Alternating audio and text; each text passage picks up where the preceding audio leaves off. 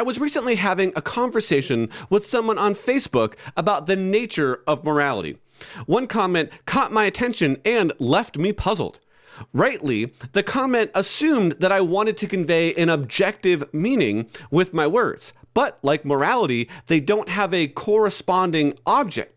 So I reached out to my friend Dr. Tim Stratton to help me out. We will unpack what a Wookie, an early 20th century philosopher, and the God of the Bible have in common. Well, hello, doubters. Welcome to Dealing with Deconstruction. If you find yourself questioning some of your deepest held beliefs and wondering if you can hold on to your Christian faith, you are in the right place. This is a safe place where we examine the questions that people on the same journey ask, and we are looking for truth. If you feel lonely and ask many bigger than life questions, please consider subscribing. Also, consider shooting me an email with some of your story. Today, we're going to be speaking with Dr. Tim Stratton. Dr. Tim Stratton has a PhD from Northwest University and is a professor at Trinity College of the Bible and Theological Seminary. As a former youth pastor, he is now devoted to answering deep theological and philosophical questions he first encountered from inquisitive teens in his church youth group. Stratton is the founder and president of Free Thinking Ministries, a web-based apologetics ministry. Stratton speaks on churches and college campuses all around the country and offers regular videos on Free Thinking Ministries' YouTube channel. Tim, welcome to the show. Hey, other Tim. Yeah, this is great. It's going to be hard, so we'll just keep saying Tim the whole time, and I guess we're 1st and 2nd Timothy. Right, exactly. So, man, I really appreciate you coming on the show. I want to unpack just a little bit more of kind of some of that conversation I was having with my atheist friend.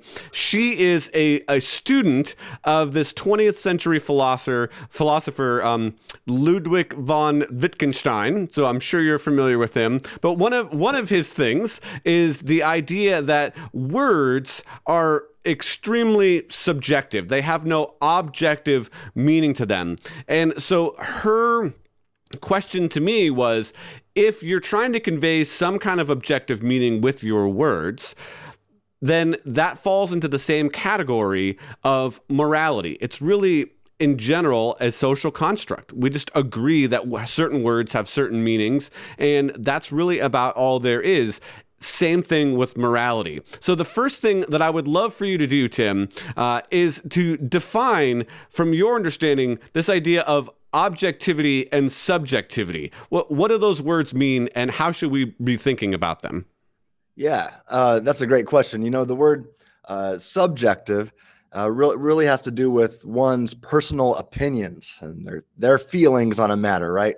The way they see things. But the word objective has to do with facts that correspond to reality, no matter what anybody thinks to the contrary. So, you know, you'll often hear guys like Ben Shapiro, you know, he says, well, facts don't care about your feelings. That's kind of his famous tagline. What he's trying to convey there is that there's objective truth versus subjective truth. Subjective truth, he's saying that's your opinions, that's your feelings on the matter, but the facts are the facts, no matter what you think. So many people today will talk about your truth, that you can have your truth and I can have my truth.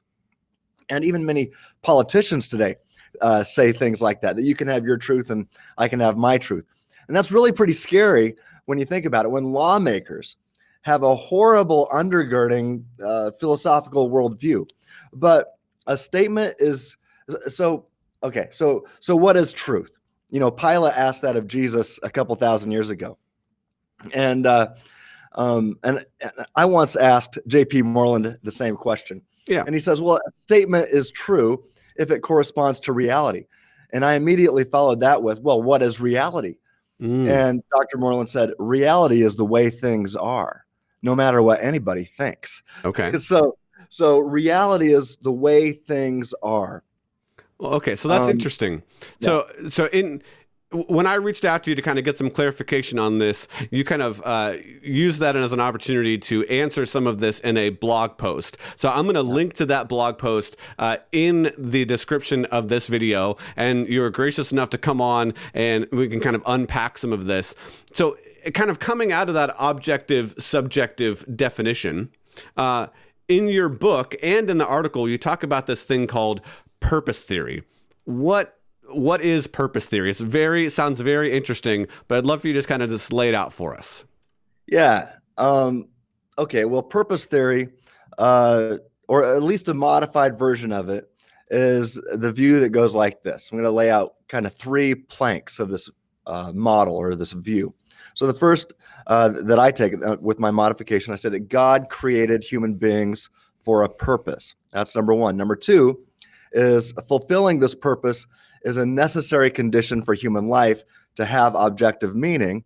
And then finally, the third plank is that human beings must have libertarian free will to freely choose to appropriate or approximate to God's purpose or not. And so I spent a lot of my time arguing for that third plank. In fact, it was one of the focuses of my doctoral dissertation, and you can read that in this book called Human Freedom, Divine Knowledge and Mere Monism, where I argue for that humans have to have libertarian free will. Now, with all that said, as I noted in my blog article, trying to interact with your question, strictly speaking, although I affirm that God created humanity on purpose and for a specific purpose, that first plank isn't necessary for one to hold to purpose theory. So I think an atheist actually can affirm purpose theory, and I think they often do if they realize it or not. But an atheist can affirm purpose theory and then conclude that since God doesn't exist, or so they think, or assert, right? They'll say that God doesn't exist, and thus, if that's the case, then God did not create humanity on purpose or for a specific purpose. So if that's the case, then life is objectively purposeless and meaningless. And if that's the case, then objective morality would seem to be illusory on an atheist view, because we weren't created on purpose or for a specific purpose to reach some standard, right? And if that's the case, then, well, you can live however you want. There's nothing really wrong with it. So let's think about Sartre.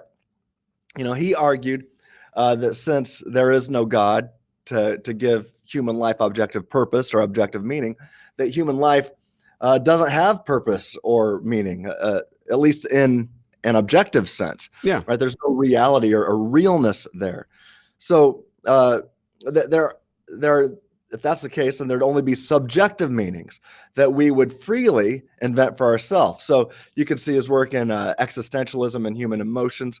But anyway, Sartre affirmed libertarian freedom, but denied theism. He denied that God exists. Now, this was the basis for his version of existentialism. Now, here's what's crazy. Sartre is definitely in the minority of atheists who also affirm libertarian freedom. In fact, I argue the mere fact that humans possess libertarian freedom is evidence that actually points to the existence of God. And I do that in my book that I've already mentioned. But anyway, I digress. Sartre can be reasonably construed as a purpose theorist who argues as follows. So here's a little argument from his point of view. He'd say, number one, if human life is objectively meaningful, then God created human beings for a purpose. Okay. Right? That's purpose theory. Then he'd say, but there is no God. 3, therefore, God did not create human beings for a purpose. And then finally 4, therefore, human life is not objectively meaningful. So obviously, you and I know that premise 2 is false, right? Right. God does exist, and we have a cumulative case of arguments to provide reason to reject that second premise. But with Sartre in mind, perhaps it would be better expressed like this. We could say that purpose theory is the view that if human life is objectively meaningful, then 1, God created human beings for a purpose, and 2, human beings have libertarian free will to choose to approximate to our objective purpose or not. So that's kind of the view in a nutshell. Well, one of the things, Tim, that I love that you do is as you think through things clearly, you like to put them in kind of a syllogism argument form. And I've talked a number of times on my channel just about how we can know something is true. I think that's a big kind of disagreement in the world between even atheists and Christians, but even between different sects of Christianity and even different religious beliefs, is how do we know that which is true? How do we understand that reality around us, that objective reality that you explained in the beginning? So the way that you frame things helps us kind of break down those pieces of thought and look at them individually. First, we can look to say, does this flow logically? And if we answer yes, then we can say that your argument is valid. And then we can start to say, what are the supporting pieces to each one of these premises? What's the evidence, the reasons that we have to conclude that each one of these things is true? So I'm enjoying you kind of working through some of that. I think each one of us kind of intuitively knows that we have a purpose. So you have your argument, which kind of grounds that purpose in God and the fact that we're created. But then you have John Sartre basically saying you don't have a purpose. That purpose is kind of an illusion. So how would we kind of figure out whether or not we actually have purpose? Does God have to exist for us to have purpose? Is there a world where God exists and we still don't have a purpose? Help us think through some of those things. Yeah. So I think we can go several different routes here. Sure. So first, I think we should pay attention to our direct acquaintance. You said that most of us anyway have this intuition that we do have a purpose in life, and people for centuries have been, wondering what's the purpose of life. Well, if Christianity is true, and we have good reason to believe it is, then we know the objective purpose of life, and I'll get to that. But I think the first thing we need to do is pay attention to our intuition, pay attention to our direct acquaintance. Now, we can do this without even touching Scripture, right? So that's just to say that just as we have a direct acquaintance with, say, the physical world, right, the physical universe, with the physical objects, right, we have a direct acquaintance also with the moral world, right? We know that physical things exist. We can feel the table and the desk. We can feel our chairs, right? We have this direct acquaintance. Now, can you prove it with 100% certainty that the physical world exists? No, you can't.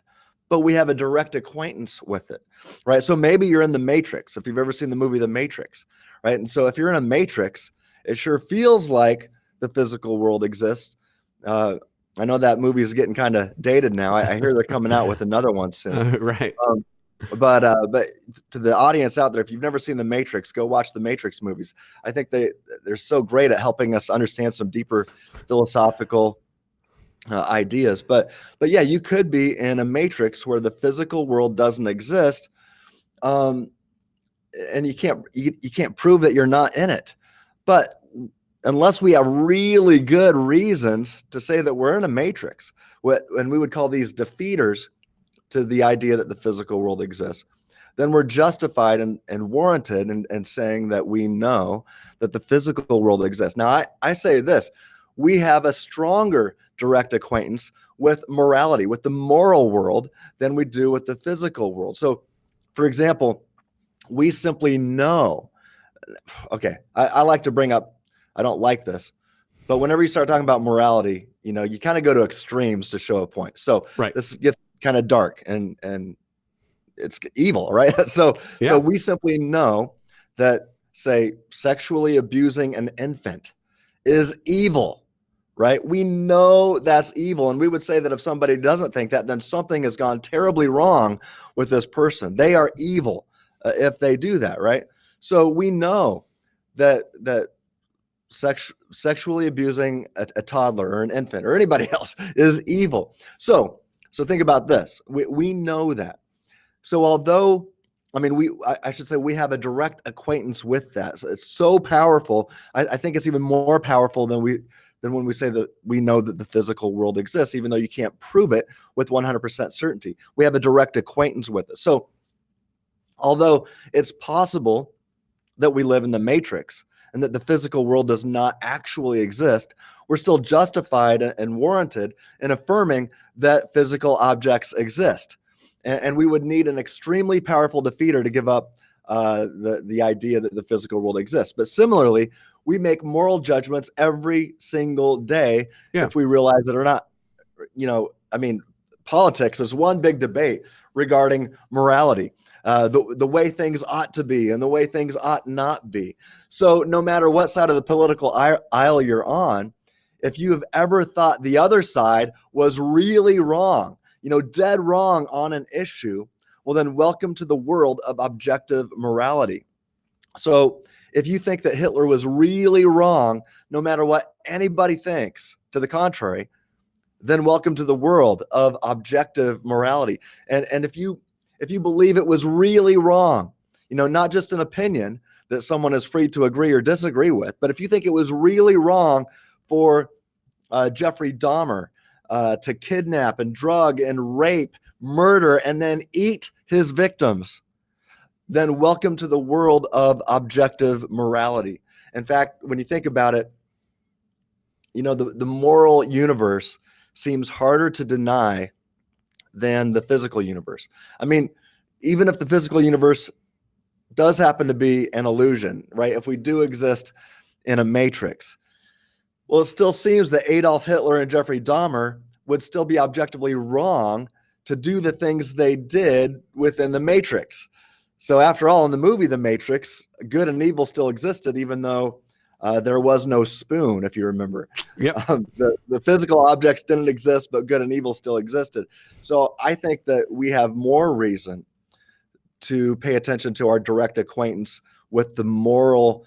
There's this moral fabric of the universe that we have a direct acquaintance with. We simply know that some things are objectively good, bad, right, wrong, fair, and evil, no matter what anybody thinks to the contrary. So that's the first thing. We ought to believe in objective purpose then, because without it, objective morality doesn't seem to make sense. Objective morality goes down the drain.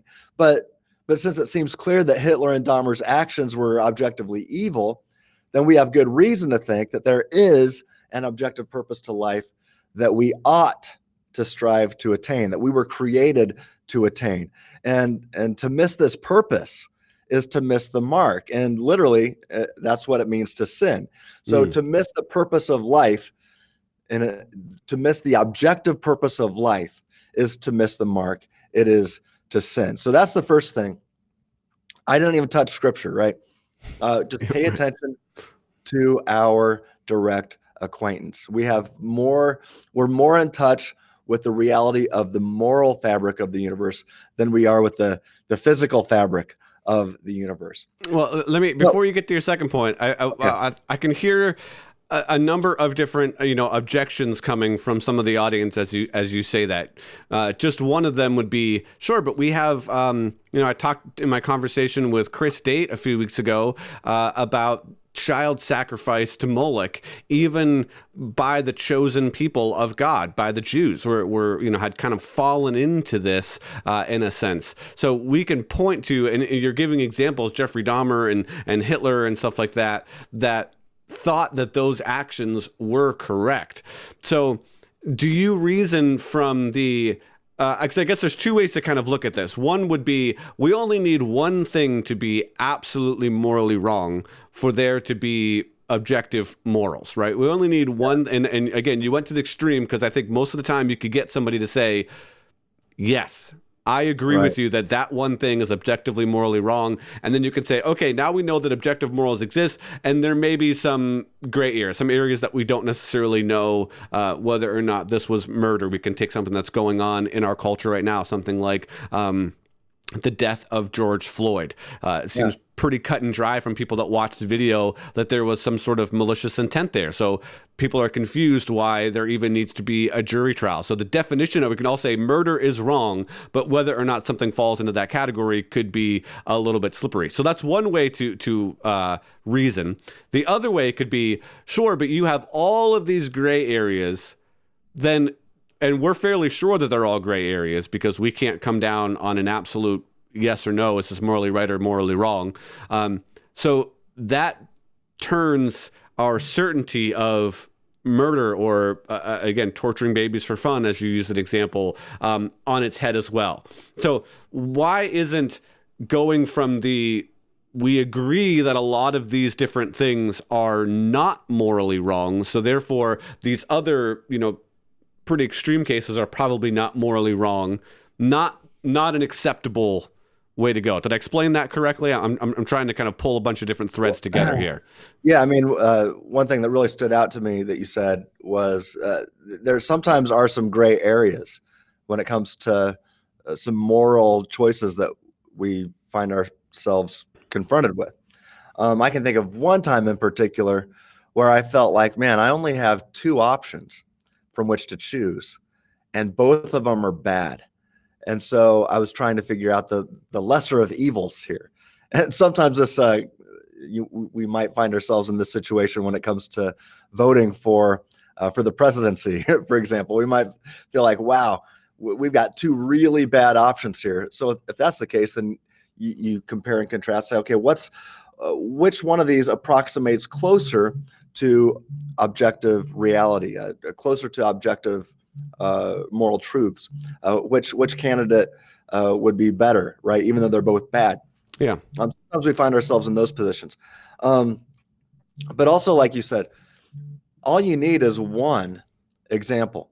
All you need to find is one example of something that is objectively right, wrong, good, bad, fair, or evil, apart from subjective opinion. And as soon as you got that, then you can make your case for purpose, for objective purpose, and I think ultimately for God's existence.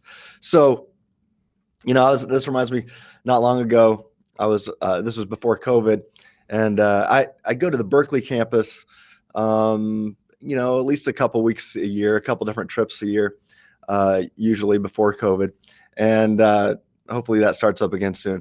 And I love to have conversations with the students on campus and the professors. And we were talking about objective morality. And I was talking to a philosophy student who said that there was a couple students here. And one of them said, no, there is no objective purpose in life. We get to make that up. He said, there is no objective morality. We get to make up our own morals. And you can have your truth and I can have mine. And then really his view was might makes right. Whoever, if I can get more people to agree with me, then I win. Yeah. Right. I get more power, and that's where things get pretty scary. You'll see, I think it was Chairman Mao who once said that, what is it? Power is found through the barrel of a gun or something like that. Might makes right is what you get. Yeah. And I asked him, I said, okay, well, engage, he's a philosophy student. Philosophy major, yeah. Yeah. I said, do a thought experiment with me. I said, what if Hitler would have won World War II? I said, is that logically possible? Could he have won World War II? And he said, of course he could have. Yeah. And I said, okay, then what if he went and he killed and or brainwashed every single human on the face of the planet that disagreed with him? So now 100% of all humanity agrees with Hitler's actions and praises him as a moral hero. Would Hitler still be wrong? And he said, nope, he wouldn't be wrong with what he did. More people would agree with him. Now, His friend took a step back, who was previously agreeing with him. He took a step back and he starts shifting his feet around. It seemed like he was looking at his shoes for like 5 minutes. And then he looks up at me and goes, that doesn't seem right. That does not seem right. And I'm like, I said, that's exactly right. You need to pay attention to your intuitions there. We have more of a connection with the moral fabric of the universe than we do with the physical fabric of the universe. And that physical fabric, that connection with the physical universe is very strong, right? So I don't know if I'm answering your follow-up question there. No, that's good. I mean, I think something that will help, kind of bring this into focus a little bit more is in your article, you give an example about the Wookie, Chewbacca, in the Star Wars films. Man, lots of movie references today. We got Matrix, we got the Star Wars films. Yeah. Basically saying something, right, in his, language that he does, right? And it conveys meaning to Han Solo, right? So in that sense, create this connection between, going back to kind of where we started, between words being subjectively understood, but having objective meaning, and how that's not the same as kind of our social construct of morality, right? Because again, that's the contention between the conversation I was having. Why does the Wookiee saying something, even though it's a different language, or we say something in German that's in your article, why is that not just in the category of subjectivity? Well, okay. So here's a question. Should I answer that, or should I give you my second point? Well, answer that first, and then let's go to your second point, because I think they'll relate to each other. Yeah. All right. Cool. So let's talk about Star Wars and do a Wookiee thought experiment. So think about Wookiees and Chewbacca in general. Wookiees, they don't seem to communicate with words, right? I mean, make your Chewbacca noise again. That was pretty good. That's my best. That's my best Wookiee. I'm gonna ask you to do that again for me. So Wookiees. I mean, some Star Wars nerds are gonna get online here and say, yeah, they do have their own words. I'm like, okay, just thought experiment, right? They don't seem to communicate with words.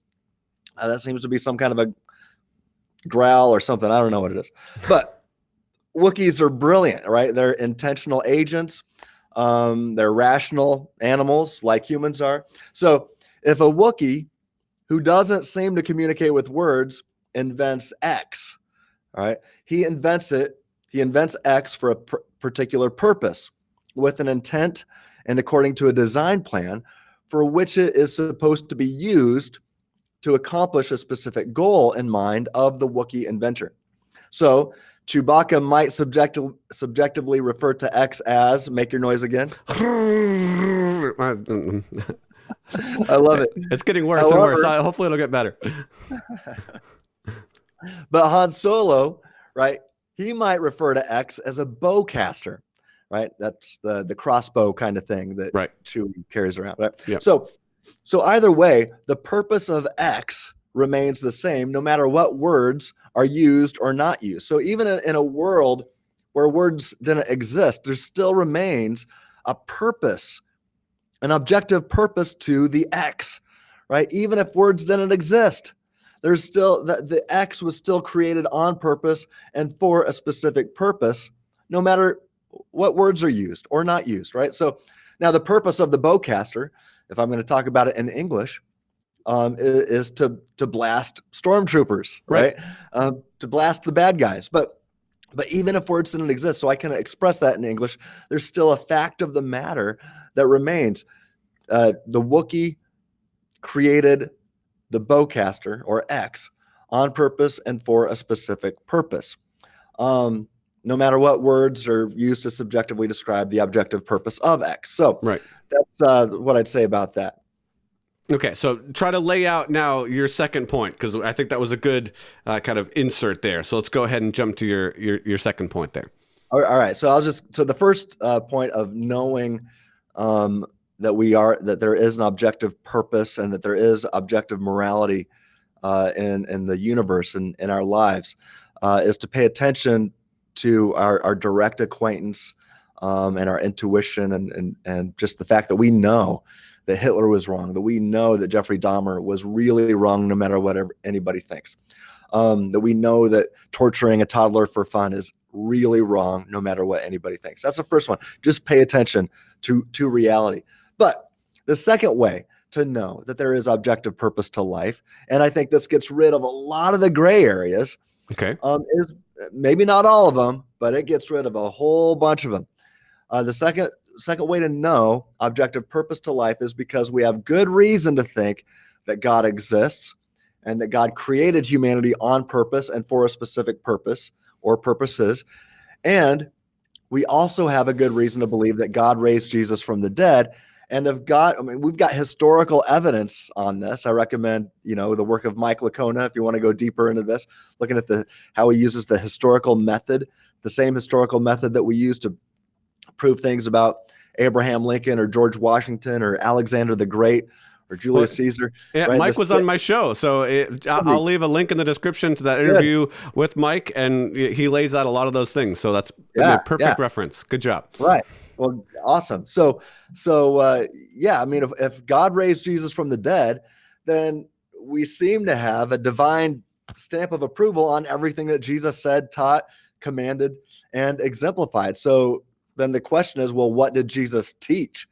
Right? So now you go to the Gospels, and he taught us a whole bunch, right? But what's awesome about Jesus is that he basically communicates that the objective purpose of human life, if he's going to sum it down to basically two things. I mean, he taught way more than the 10 Commandments. He gave us many more than just 10. We can start with the Sermon on the Mount. Right.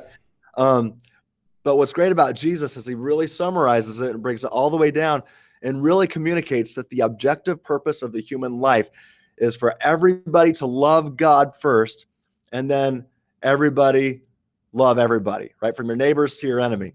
It's all about love. That's what life is all about. Now, who doesn't want that to be true, right? I mean, when I can't think of anybody. I can't think of anyone that would deny that. Right. I mean, even when I remember talking to an atheist professor on a campus, and I started getting into the teachings of Jesus, and I said, look, Jesus is teaching here that the purpose of life is all about love. You are called to love everybody, and everybody's called to love you. Don't you want that to be true? And he goes, well, yeah. And because he seemed to be very hostile to the idea of Jesus prior to that. But here's what happens. Jesus also taught us exactly how we ought to love, and how love looks, and how we ought to behave, and what things we ought to avoid, and that doing some things are actually unloving, even when we subjectively feel like they are loving.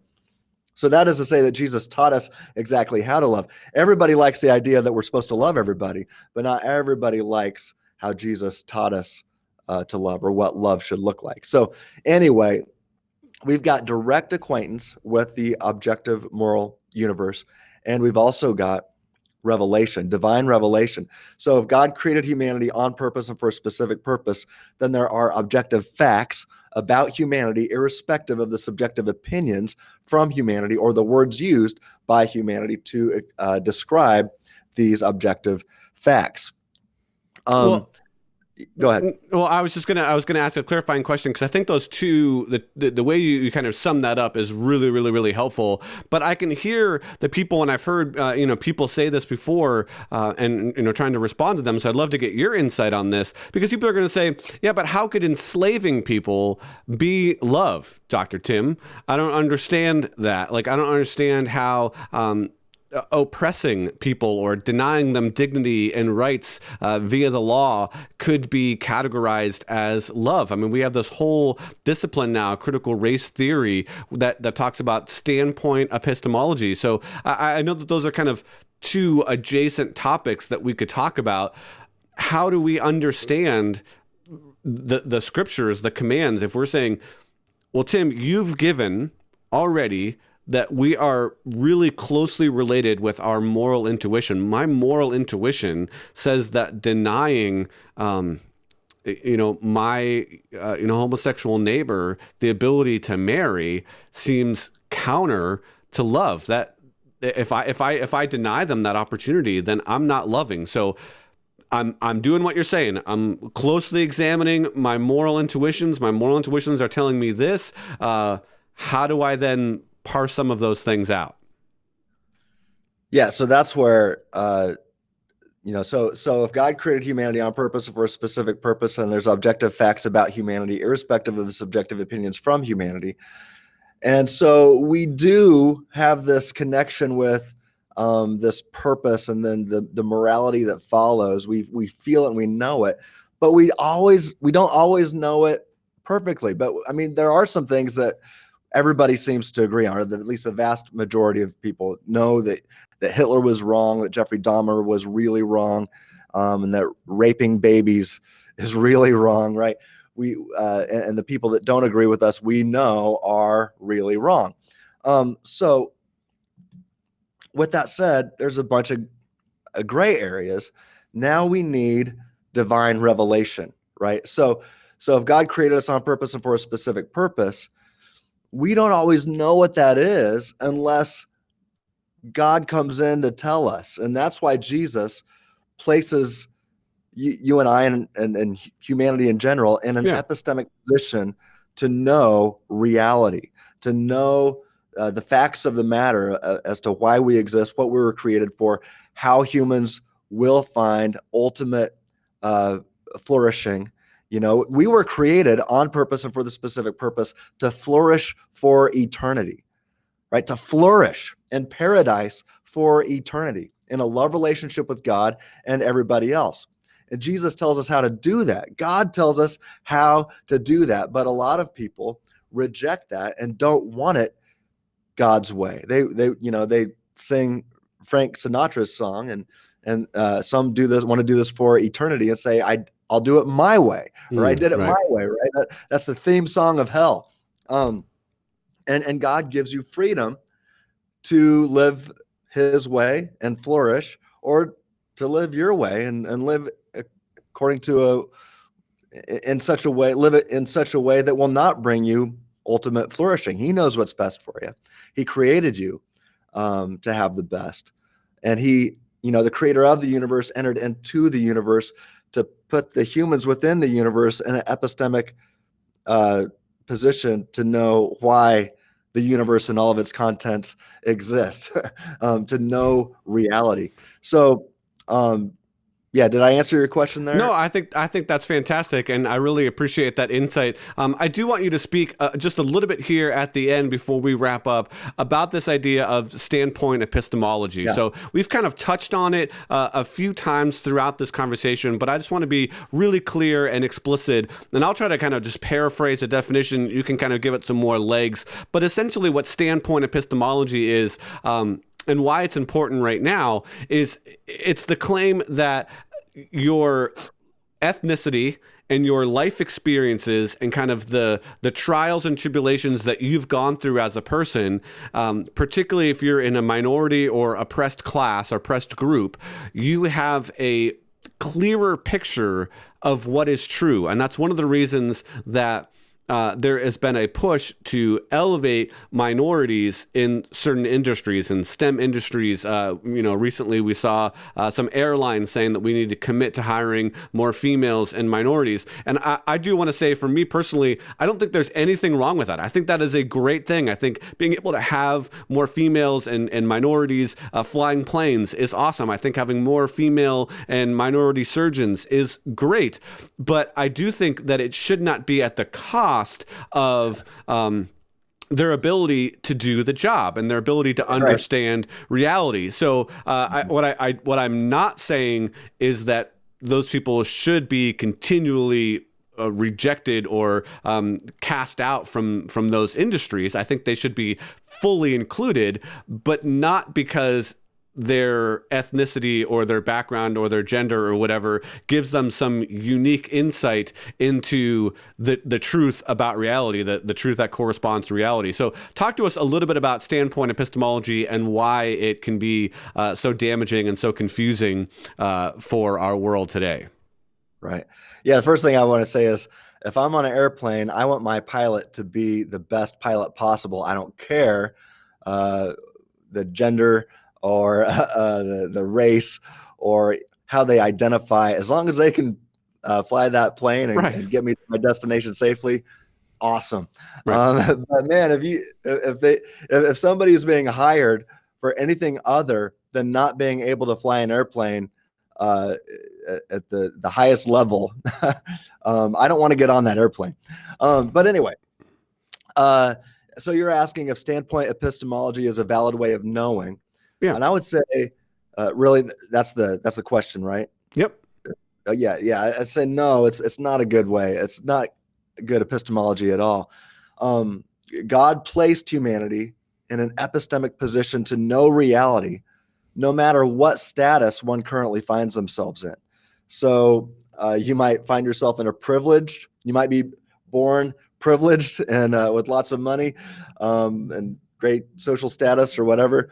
You might be born in a circumstance that you might be born into poverty or whatever, but we all have access to God's word. And so God has placed us in an epistemic position to know reality, no matter what status we find ourselves in. And so that's what's really awesome about God's revelation and Christianity. In fact, Standpoint epistemology ultimately leads us to critical theory or critical race theory, which is completely antithetical to Christianity and ultimate reality. So I could probably go off on this for a little bit if you want me to. Well, that may be a topic for a whole other episode, but I Okay. think that the importance that you're laying out is extremely vital to being able to go on the journey of truth, to be able to read scripture, to be able to adjudicate court cases, to be able to do any of those things at all. If we're limiting it to people of minority status or oppression status or gender or whatever it is, then that starts to create a whole nother level of issues about what to do moving forward. And I can appreciate the need and the desire to want more, females, minorities, all of that in certain industries, because I think we want the best. And if they're the best, we want them to be there as what you're saying. And I'm completely agreeing with you. Right. And I would just say, think about purpose theory. God creates humanity on purpose and for a specific purpose. And if that's true, then there are objective facts about humanity, irrespective of the subjective opinions from humanity. Now, if critical theory is true, then that means that God, combined with purpose theory, that means that God created humanity on purpose and for the specific purpose to always be at odds with each other, the oppressed versus the oppressor, and for the oppressed to always fight the power. And then when they get the power, then those who aren't in power is to fight them back in return and regain the power. And so it's a never-ending struggle of fighting the power. Right. And so, but that's not what Jesus revealed, right? Not only what I say does that that doesn't seem to be according to, I think, most people's intuitions, that we ought to love each other instead, but that's what Jesus taught, that we were created to love our neighbors, to love our enemies, and I like to say it this way, to love those who would consider me an enemy, love them in return. It's not to fight each other. It's to love each other. Right. And so critical theory, I think, is just, it's got a lot of problems. I don't think it's a good epistemology in the first place, and it's definitely antithetical to Christianity and to the teachings of Jesus. So, yeah, it's not a good epistemology. Right. Well, Tim, thank you so much for being on the program today. I really appreciated all of your insight, your article, which again is linked in the description. Go ahead and hold your book up one more time for everyone to see it. I'll leave a link to that book in the description as well. There it is. All right. So, man, this is our second interview. You were on the 1 Minute Apologist show right when the book released. So if people want to find out kind of more of the details and the soteriology about the book, they can go ahead and check that out as well. And Tim, thanks for being on. I really appreciate it. Thanks for having me on the show, other Tim. Well, I hope that something that Tim said resonated with you today. I hope you're able to kind of look at things in a new light and realize just how important some of these issues are, how important your purpose is to how you live your life. And I just wanted you to be able to understand, if you're watching this and you're deconstructing your faith, you're asking some of these big questions, you're saying, man, what is my purpose? That I hope Tim gave you a way to be able to understand that you do have a purpose, and that purpose is given to you by God, and that hopefully can skyrocket you on your journey. Again, the link to his article is in the description. I would encourage you to read that. And as always, I want to point you to our Facebook group that we have. The link for that is also in the description. This is a loving community where you can ask questions, you can explore what's going on with other people that are on the same journey, and people that are looking to love you by giving you answers, not to debate, not to necessarily have just long drawn out arguments, but to truly listen and to truly care